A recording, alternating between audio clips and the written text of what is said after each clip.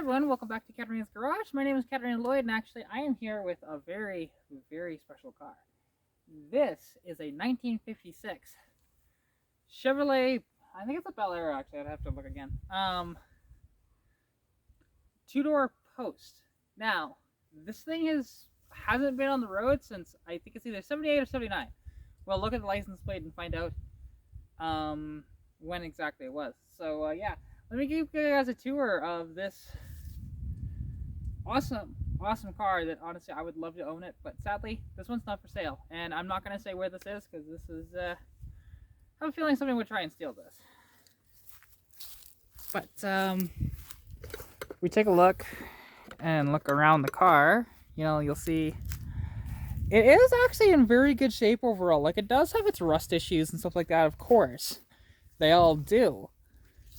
But if we go through this entire thing, and actually, oh no, this is just a 210 or a 150 actually. It's not a Bel Air. At least I don't think so. I don't know, somebody will tell me, I'm sure. Because this doesn't have all the chrome appointments of a Bel Air.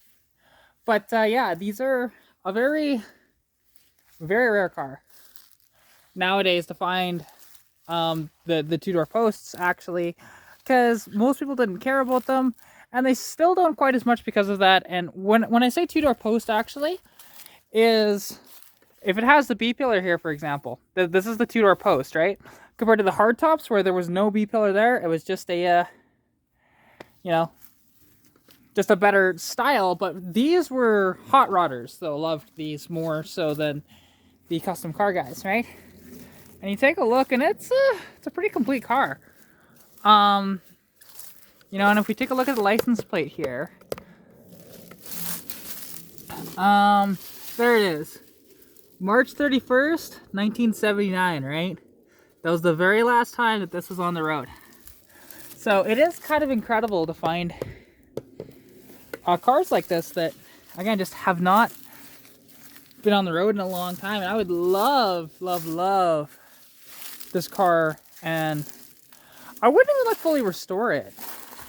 What I would do with this is actually kind of keep it the way it is, pound out for example, the crease in the door, and just drive it like that. Now, if we, oh, this door's locked. It's the passenger side door that's unlocked. So, yeah, let me go over there and show you guys the inside of this beautiful 56 Chevy two-door post.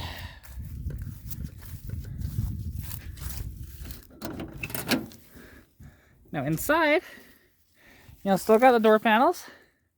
They're actually in, I mean, they need to be repaired, but they're still in relatively okay nick. You know, the seat will need to be repaired. The headliner, there's really not much left of that, but, you know, it's not surprising. Now this one is interesting because it does have the clock in it. And actually, let me take you guys off the stand and climb in. Because now, and it definitely does need floors. That's a given in any old car though, for the most part, especially from back then. But take a look at everything, right? And look at these temperature controls, right? How cool is that? You know, it is very neat. Of course, you got the big steering wheel here. Oh, this steering wheel is off of an Impala, because if you take a look, that is straight out of the Impala. So that's not the original steering wheel, but that's still very cool to see in here. And take a look at the gauge cluster, and that reached 98,490 miles. And who knows, that could be original, could be rolled over.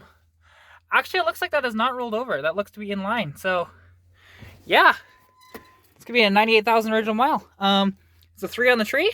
And it is a inline 6. But I couldn't tell you which inline 6. I want to say 235. But I really don't know. Take a look in the back. And you can see the fuel tank. And I believe that is the filler neck. Which is something that's cool about the 56s, actually. 56 and 57 have this. 55 don't. It is... See if I can get it to do it, because yeah, they have a cool little party trick concerning the taillight.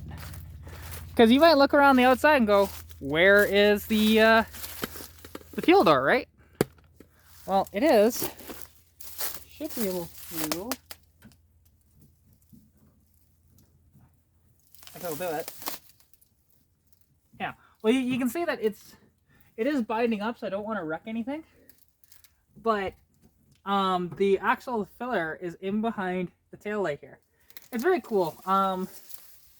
They got rid of that due to actually concerns of combustion. So, yeah. But we can take a look actually now and listen to how the door closes here, right? And I just love cars from the 50s that do this. Right? Like, it doesn't really rattle.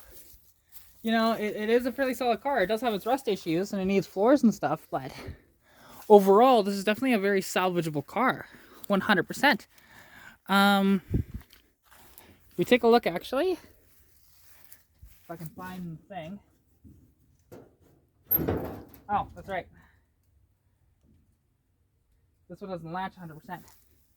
So, yeah, if we take a look under the hood, you'll see this old inline 6 in here. Right? And like I said, I don't know what inline 6 it is. I'm guessing a 235, but I don't really know. Somebody, I'm sure, will tell me down in the comments, because, again, they'd know more than I would. Because I know these cars, but not to that level. Right, you got the single master cylinder over there. It's pretty crusty around that. But, yeah. Definitely just super awesome. And, you know, I would love to own this car. Now, it's interesting. These are like your basic transportation back in the day, too. And, you know, very, very popular. It was interesting, actually, because at the time, now this is a 56, but in as they were approaching 57, because the 57 Chevy Bel Air actually wasn't supposed to exist, or like 57 Chevy is what I mean. Because the 58 model actually was supposed to be in 57, but they didn't actually have it ready for then, so then they modified the 56, and that's what became the 57, right? So, yeah, and it's so iconic now, but like back then, GM was actually scared of the styling from Ford and Chrysler at the time, and that's why they kind of wanted to get rid of this design. So they only carried this for 3 years. And, you know, you do see 4 doors quite often. And you do see Bel Airs often, because this is definitely not a Bel Air. Because I'm wondering if this is a 150. And if it is, this was your bare bones one, but it has a clock in it, so maybe it's a 210. I don't know. I'll have to do a little bit of research before posting this video, but yeah, this car has been sitting since, like I said, 1979. And it's just so sad, you know, but that's what happens though with these vehicles, right? Over time, people will just have them, and like this was his first car, the gentleman that owns this. He has plans to rebuild it, and he has all the parts to actually put this thing together. But if he's going to get around to it, I don't know. And if this ever comes up for sale, I want to work a deal with him, because I want this car myself. Because, yeah, he's only the second owner of this car, to my knowledge. So, I would love to be the third owner. But, yeah, and unfortunately, this thing's not for sale, like I mentioned, though. But if it does come for sale, I'd be the one buying it, most likely. Either this one, or there's a truck that he owns as well that I really want to. But, yeah, anyways, hope you guys did enjoy the video. Thank you all so much for watching. Yeah. If you want to contact me, you can at Katarina's Garage on Instagram, Katarina's Garage on Facebook, and as well, I am now on TikTok. If you want to follow me on TikTok, you can at Katarina's Garage on TikTok as well. Hope you're staying safe during COVID-19. Good luck with everything you're working on, and yeah, I'll catch you in the next video. Bye! Pikachu!